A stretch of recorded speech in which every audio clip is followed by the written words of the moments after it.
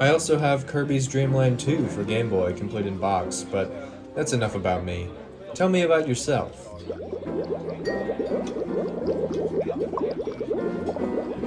Oh, tell me about yourself. The Sega Dreamcast has one of the most unique libraries of any video game console ever. Most likely because Sega was desperate at the time, they were more willing to take risks and give stranger games a platform. Games like Pen Pen Triathlon, Typing of the Dead, Space Channel 5, and my beloved Illbleed. But ask someone what is the weirdest Dreamcast game? No, the weirdest video game ever. You're bound to hear one consistent answer. And they say this is one of the strangest games ever made.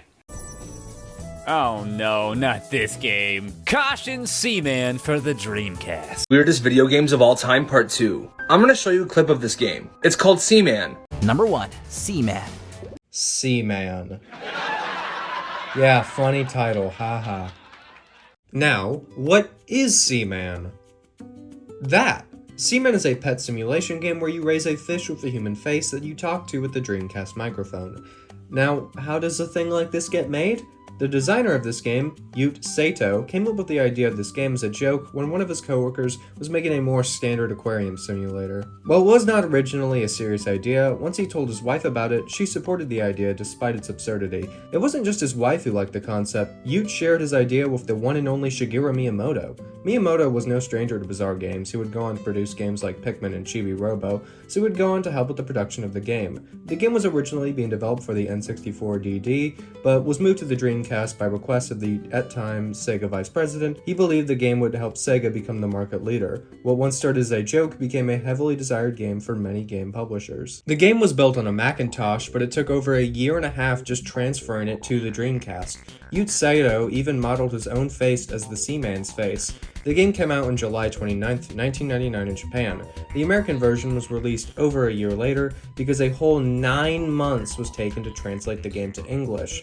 It wasn't even just a straightforward translation. They added and removed certain lines of dialogue so it would relate more to an American audience. Fangamer, if you're listening, I'm begging you for the next Legends of Localization to be Seaman. With the amount of dialogue that's in this game, I would love to hear all the weird differences between the two versions.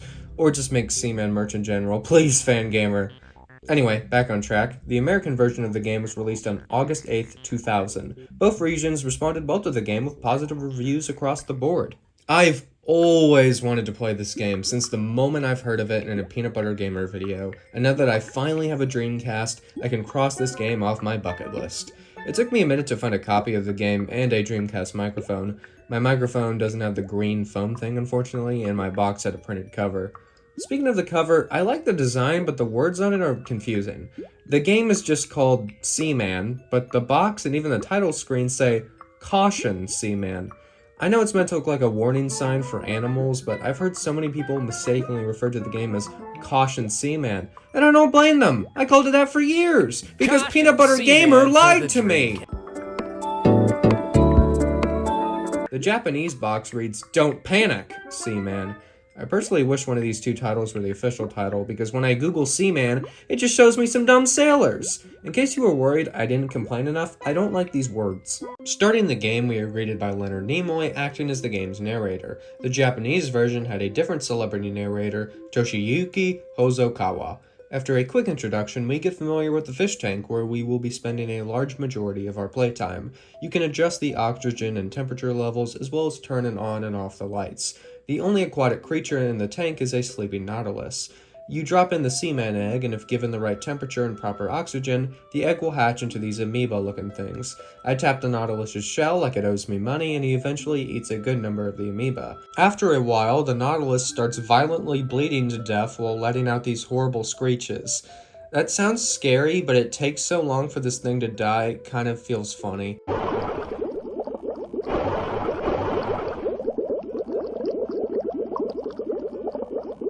After several minutes of the Nautilus dying, the baby Seaman launch out of its corpse. Here is where the game really starts. You must keep the tank the right temperature, set the appropriate amount of oxygen, and feed and socialize with your Seaman or they will die.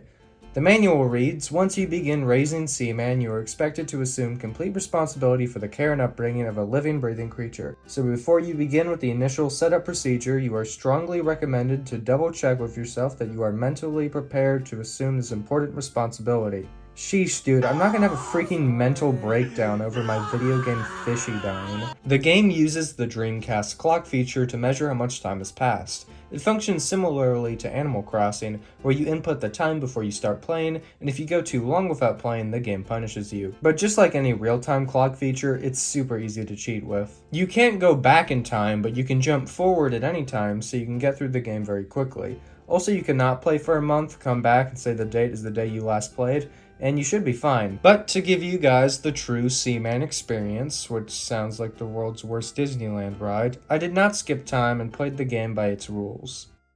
Early on, there isn't that much to do. Since all your Seaman are still babies, you can't really talk to them because, well, they're babies. You can say simple words to them and they'll repeat it back like hello, goodbye, and Seaman.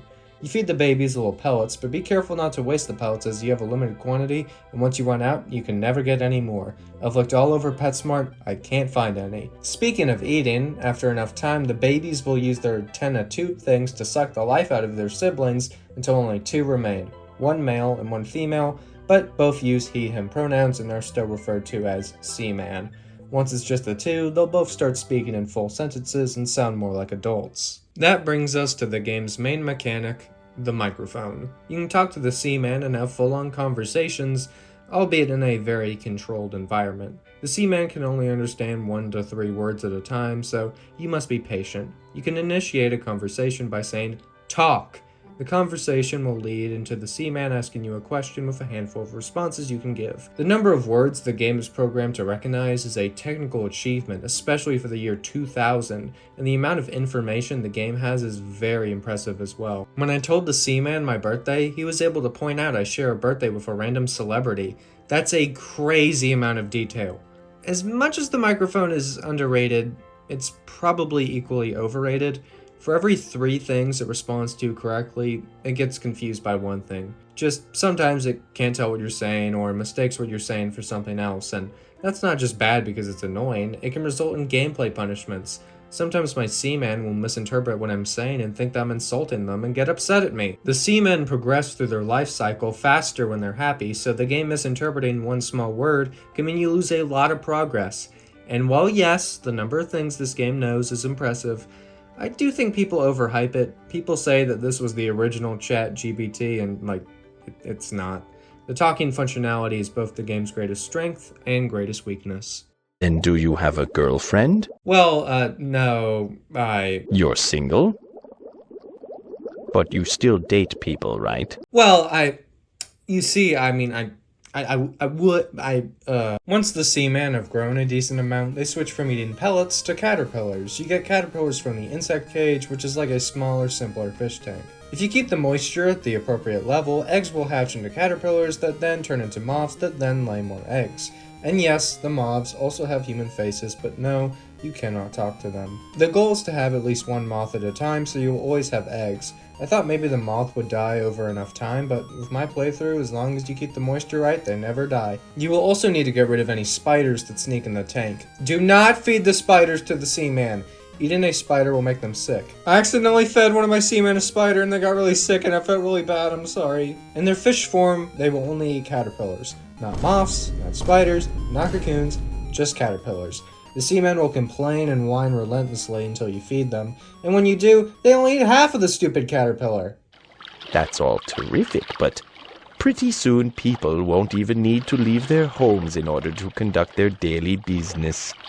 You humans are going to get lazier and less mobile, and forget how to deal with each other face to face. I think things could get pretty ugly a few decades down the road.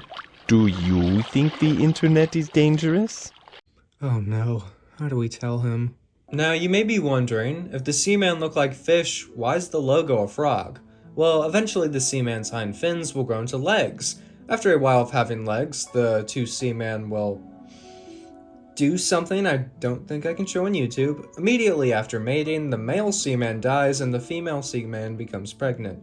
To lay her eggs, the tank needs to be drained of most of its water. To drain the tank, you need the Seaman to push the big rock, but you need to answer the Seaman's riddles, and they'll only move it a little, so you need to answer like 3 or 4 riddles, and the Seaman needs time to rest between every push. Eventually the rock will be fully pushed and the tank will only have a small portion of water left. The Seaman will crawl out of the water and lay its eggs while painfully grunting for like 3 minutes.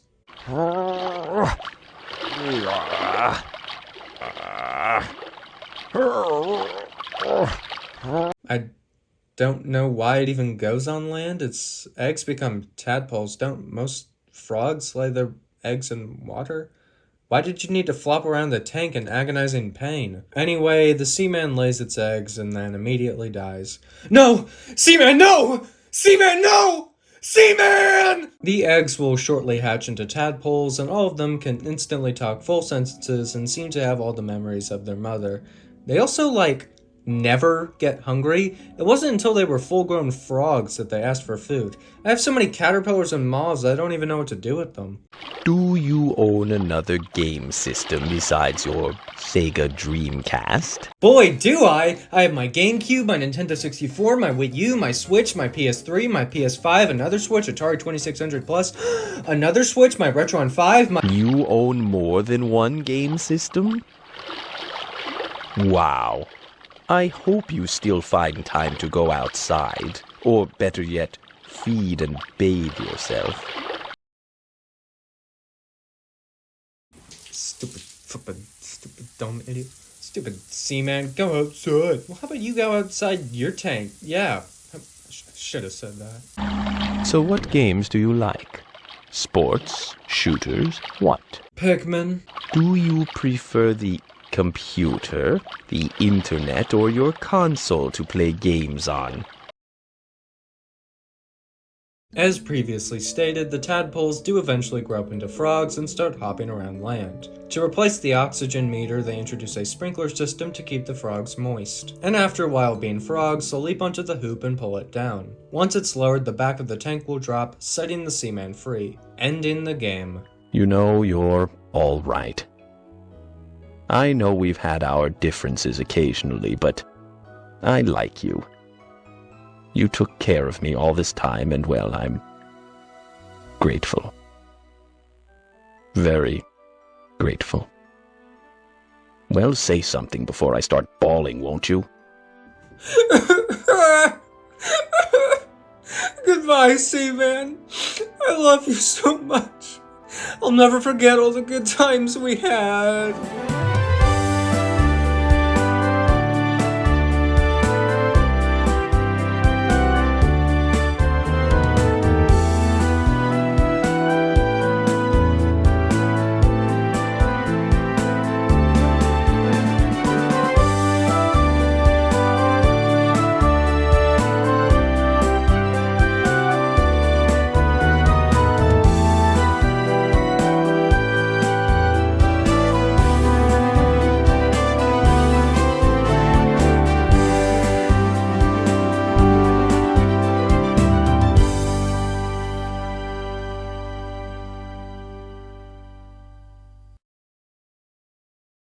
The game's success earned its own Japanese exclusive Dreamcast design. There was even a Christmas version to go along with a Christmas-themed demo for Seaman. There was a Christmas-themed Seaman demo with a matching Dreamcast. That is a real thing that exists. Despite the game being so tied to the Dreamcast in my and many others' minds, the game was eventually ported to the Japanese PlayStation 2 after the Dreamcast died. This PlayStation 2 version added some new content, like the Seaman eventually evolving into an iguana. Speaking of the PS2, the game got a sequel on that platform. Seaman 2, a Japanese exclusive sequel, is like the first one but involves taking a Birdman and evolving it into a human. Unfortunately, this sequel didn't generate as much buzz as the first one. That was it for a while. The creator of the game would go on to make Odama for the GameCube, another bizarre game involving a microphone. Dude loves microphones. Do not let this guy make a Mario game. Jump! Jump! Jump! Jump! It's jump! Jump! There was allegedly a sequel in production for the 3DS from the request of Satoru Iwata, but was scrapped due to complications in development and Iwata's tragic passing. Yute Sato even went on to say he felt guilty he couldn't finish the game before Iwata's passing. I think Seaman is one of the most fascinating games of all time.